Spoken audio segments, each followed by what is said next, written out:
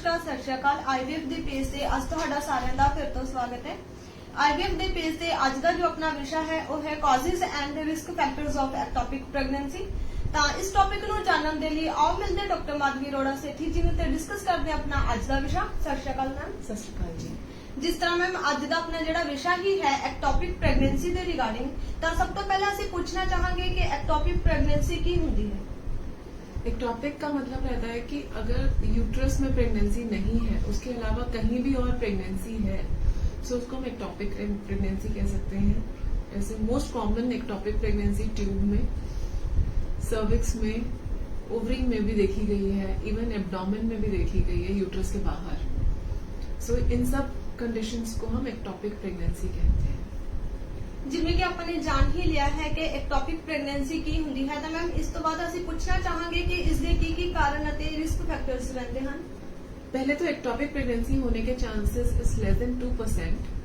और आजकल जैसे काफी पेशेंट्स आते हैं with ectopic pregnancy, so most common कारण इन चीजों के क्या रहते हैं। सबसे पहला है कि अगर किसी की पास्ट हिस्ट्री है एक्टोपिक की, उसका दोबारा होने का भी चांस है। दूसरा, किसी भी तरह की इन्फेक्शंस ऐसे sexually transmitted diseases, pelvic inflammatory disease, आसपास इन्फेक्शन है बच्चेदानी के आसपास, सो इन्फेक्शन स्लो डाउन कर देता है मूवमेंट का, ट्यूब का मूवमेंट का, जो एग और स्पर्म को मिला के जब एग और स्पर्म को एम्ब्रियो को बच्चेदानी में लाना होता है और वहां पे इम्प्लांट करना होता है, तो ट्यूब का मूवमेंट स्लो डाउन हो जाता है। थर्ड, कभी कभार फर्टिलिटी ट्रीटमेंट्स में पेशेंट का जैसे अगर एम्ब्रियो ट्रांसफर हुआ है, कभी कभार अगर किसी सिचुएशन में वेरी रेयरली सीन कि अगर मीडिया ज्यादा पुश हो गया एंड ऑल, उस केसेस में कई बार एम्ब्रियो ट्रैवल करके कभी कभार ट्यूब में चला जाता है और उसमें भी एक्टोपिक प्रेगनेंसी हो जाता है। फिर next is any kind of abdominal और tubal surgery.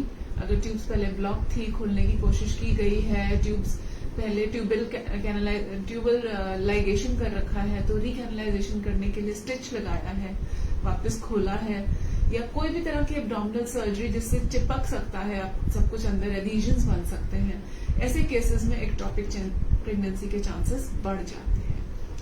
Next is any kind of birth control, जैसे कि कई बार आईयूसीडी, कॉपर-टी या मल्टीलोड वगैरह पेशेंट्स इंसर्ट कराते हैं, तो कॉपर-टी और मल्टीलोड इंसर्ट करने की वजह से कभी कभार वो अपनी जगह से मिसप्लेस होकर कई बार नीचे गिर जाती है इधर, तो प्रेगनेंसी यूट्रस में नहीं हो पाती और इधर उधर कहीं और हो जाती है, और सर्वाइकल प्रेगनेंसी भी हो जाती है।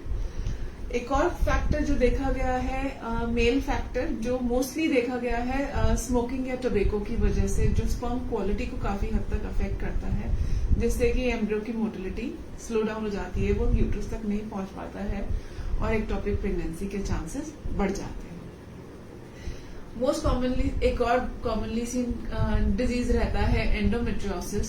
एंडोमेट्रियोसिस में भी क्योंकि एडीजन्स बढ़ जाती हैं, जो ट्यूब की डायरेक्शन है, पोजीशन है, वो बदल जाती है, तो ऐसे सिचुएशंस में भी एक्टोपिक प्रेगनेंसी बहुत कॉमन है। ਇਸ ਤਰ੍ਹਾਂ ਤੁਸੀਂ ਦੇਖ ਹੀ ਸਕਦੇ ਹੋ ਕਿ ਅੱਜ ਦੇ ਵਿਸ਼ੇ ਦੇ ਵਿੱਚ ਆਪਾਂ ਨੇ ਜਾਣਿਆ ਹੈ ਕਿ ਐਕਟੋਪਿਕ ਪ੍ਰੈਗਨੈਂਸੀ ਕੀ ਹੁੰਦੀ ਹੈ, ਇਸ ਦੇ ਕੀ ਕਾਰਨ ਅਤੇ ਰਿਸਕ ਫੈਕਟਰ ਰਹਿੰਦੇ ਹਨ, ਇਸ ਦੇ ਬਾਰੇ ਅੱਜ ਆਪਾਂ ਨੇ ਜਾਣਿਆ ਹੈ। ਤਾਂ ਨੈਕਸਟ ਟਾਈਮ ਤੋਂ ਫਿਰ ਤੋਂ ਮਿਲਾਂਗੇ ਇੱਕ ਨਵੇਂ ਵਿਸ਼ੇ ਦੇ ਨਾਲ। ਤਦ ਤੱਕ ਦੇ ਲਈ ਸਤਿ ਸ਼੍ਰੀ ਅਕਾਲ ਜੀ। सत श्री अकाल।